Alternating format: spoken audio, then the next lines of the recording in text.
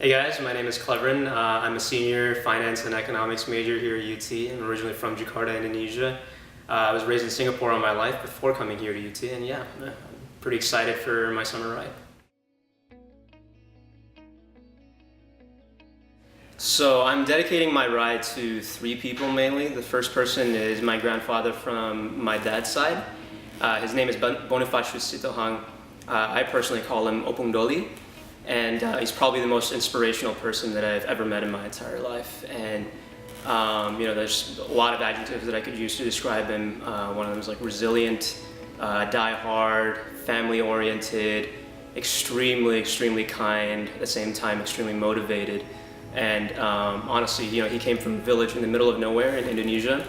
And if he didn't take the necessary steps to bring himself forward, I don't think I'd be here today, and I don't think my father would be where he is as well too.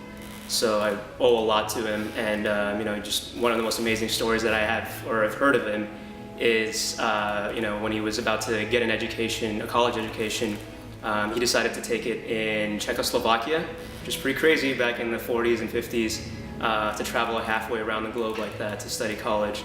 And before he was leaving, he actually told his friends that he was going to marry someone in Czechoslovakia, and they all said, "Oh yeah, you're crazy. You're never going to be able to do that." And no, he did that. So he eventually married my grandmother in Czechoslovakia, and they've had one of the most beautiful marriages that I've ever seen in my entire life. And it really brought a lot of values towards my father, which is now passed on to me. And he suffered brain cancer, which paralyzed half of his body, and he passed away in 2010 in May, so almost 5 years ago. But his legacy lives on through us now, and I really dedicate my ride to him.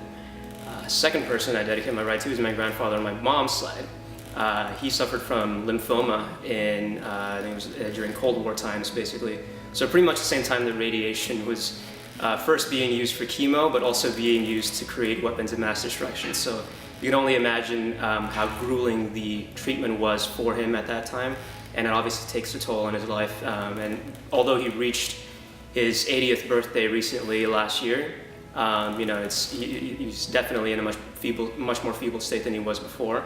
And I really ride for him because I know that he'll be here for many years to come still, because he's such a strong-minded person, and he's probably the smartest person I've ever met as well too, IQ-wise. He's a physics professor. Even until recently, he just retired, and he was one of the first people in Indonesia to know how to use a computer. And the third person or not really person, but a group of people that I dedicate my ride to is actually just the international community that suffers through cancer. 60% of childhood cancers, or new cases of childhood cancers around the world, occur in Asia, South America, and Africa, often in areas where there's low income or huge income disparities between people.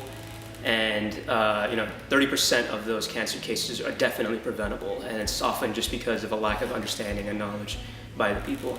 So I really ride for those people that hopefully at that one point in the near future that the cancer rates in those areas will be at zero. So I'm really looking forward to being in the middle of nowhere in Canada, camping out on most nights, because I really think that's when we're going to be the most close and have to rely on each other as teammates. But at the same time, it's also going to be when we have to learn a lot about each other, because we're going to be so close. And I just hope that I can get much closer to my teammates and learn a lot from them as well.